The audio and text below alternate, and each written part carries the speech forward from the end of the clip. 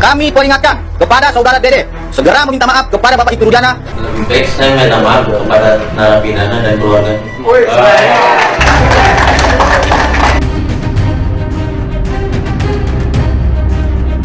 Majlep, pengacara Ibtu Rudiana dibuat malu seumur hidup. Dede punya bukti Ibtu Rudiana penjahat biadab. Sebelum lanjut, jangan lupa untuk like, follow, subscribe, dan share. Karena berbagi itu indah. Ya silakan ke hak dia itu mah. Ya biasa aja Pak. Oke, intinya cuma minta maaf sama 8 terpidana sama keluarga.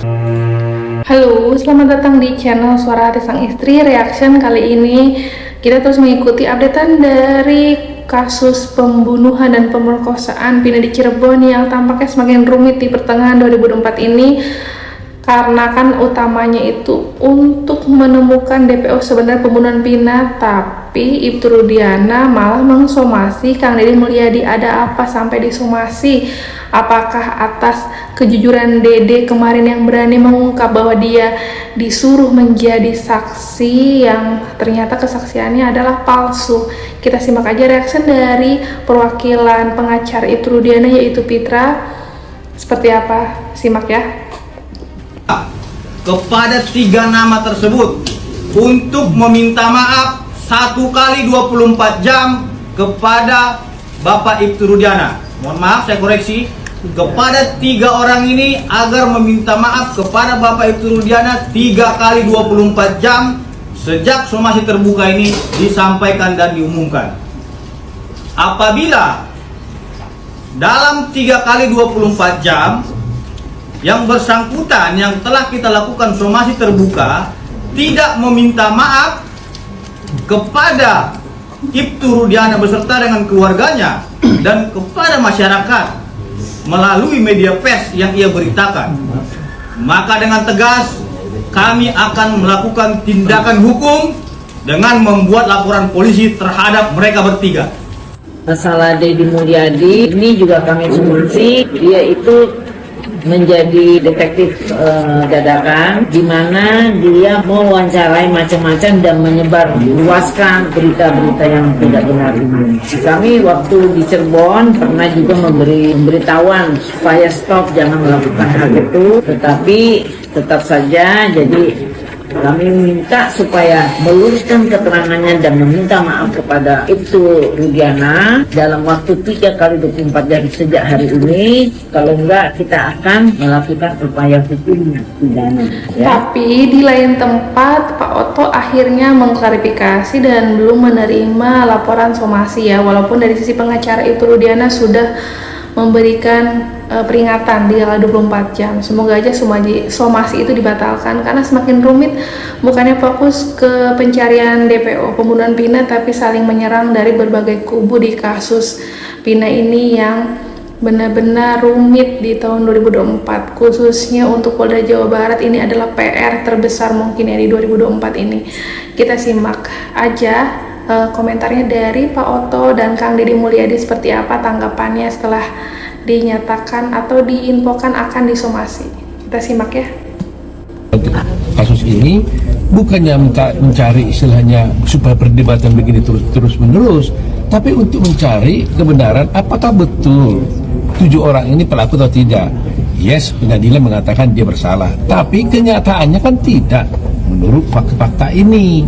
Nah, apa untungnya buat Dede datang menghubungi Kang Deddy untuk menyatakan saya sudah terlanjur berbohong? Apa untungnya dia? Kecuali kita ojo-ojo dia, kasih duit dia, suruh dia, itu baru masalah. Ini kan dia sendiri mengaku bahwa dia sendiri yang datang berberunding dengan keluarganya. Apa untungnya? Jadi ini tolong supaya semua netizen masyarakat tahu, dia sendiri yang datang berinisiatif menghubungi Kang Deddy, mengatakan saya sudah berdosa, sudah salah, bersaksi palsu dulu atas arahan dari AF dan Rudiana. Saya mau bertobat. Dia bilang saya mau mencabut semua keterangan saya. Bahkan dia bilang saya bersedia dihukum penjara menggantikan 7 orang itu asal kebenaran ini bisa terungkap. Ini apa lagi? Bagaimana ini yang harus dijelaskan?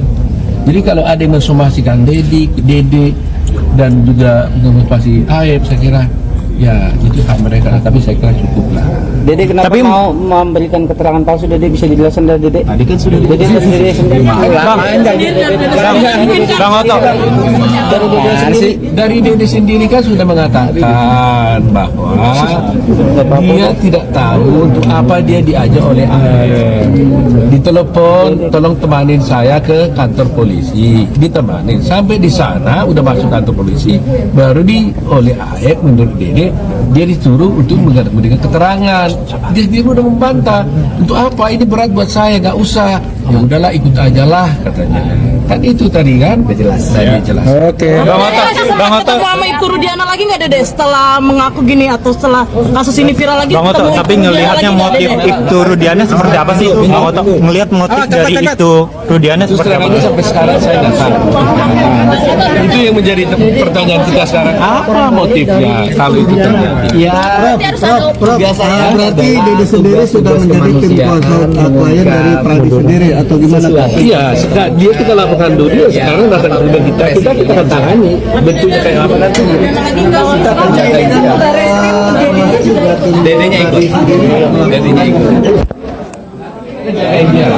Bentuknya nanti gimana? Pak Oto. Ya bukan jeruk makan jeruk ya. Pak Oto. Itu siapa? Oh iya, kita kan melaporkan dia, besok kita bakal dia mau di sini bisa kembali.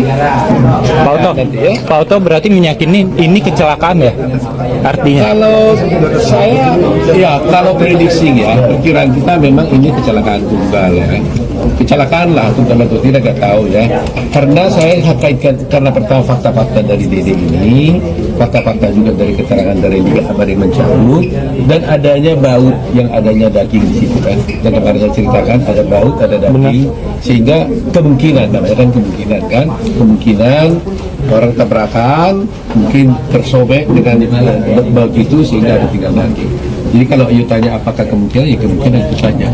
Tapi kebenarannya kan harus kita buktikan. Angin segar juga buat Saka ya yang sedang mengajukan PK. Laporan terhadap Dede sendiri karena kan Dede sudah sebagai klien dari Pradi itu sendiri ya. Ada rencana untuk mencabut laporannya terkait Dede? Di Mabes. Itu fakta apa yang mau dicabut kan udah faktanya seperti ini kan. Artinya tetap melaporkan dan mendampingi. Ya, nanti proses hukum. Terlepas infonya ada bukti tambahan, bisa dibilang ini mungkin kemungkinan kecelakaan atau tidak ada DPO yang sebenarnya, ada isu menyebar katanya pembunuhnya adalah anak pejabat gitu kan. Ini kebenarannya benar-benar bikin rumit dan pusing untuk semuanya ya, karena yang terpenting adalah kalau memang 7 pelaku itu tidak bersalah, semoga segera terbebaskan. Karena pernyataan dari Pak Oto ini sangat bijak sekali, sangat detail sekali, dan ingin meluruskan kesaksian palsu Dede yang merasa bersalah, dan Dede siap menggantikan 7 terpidana kalau memang nanti terbukti 7 terpidana ini tidak bersalah. Kemungkinan besar ini adalah Aib yang utamakan dia keinginan untuk membalas dendam, infonya seperti itu ya, ingin membalas dendam karena ribut di showroom atau apalah itu yang isunya sedang ramai di media, arahnya ke 7 pelaku ini. Walaupun 7 pelaku ini sebenarnya bukan berkaitan dengan kasus pembunuhan Vina, tapi lebih ke dendam pribadinya Aib ke 7 pelaku yang dimuluskan dengan kasus Vina. Lalu Dede ini mungkin terbawa karena tujuan awalnya hanya ingin mengantar ke kantor polisi, bukan untuk memberikan kesaksian palsu yang sampai mengakibatkan 7 pelaku itu diberikan hukuman seumur hidup loh, bukan sebentar bertahun-tahun tapi seumur hidup. Ini yang harus diselamatkan, kalau bisa tidak terlambat diselamatkan untuk 7 pelaku ini. Semoga segera mendapatkan titik terang lagi ya dari kasus pembunuhan Vina ini yang menyeret banyak pihak gitu sih. Dan semoga somasinya mungkin bisa dibatalkan dan Ibtu Rudiana bisa klarifikasi kasus ini, dibuktikan kalau memang bukan pembunuhan, kasus ini dilengkapi lagi ya. Kalau tidak ada DPO, buktikan lagi tidak ada DPO yang sebenarnya. Tapi 7 pelaku ini semoga segera bebas ya. Terima kasih yang udah menonton channel Suara Hati Sang Istri. Untuk reaction kali ini, simak terus reaction berikutnya. Bye!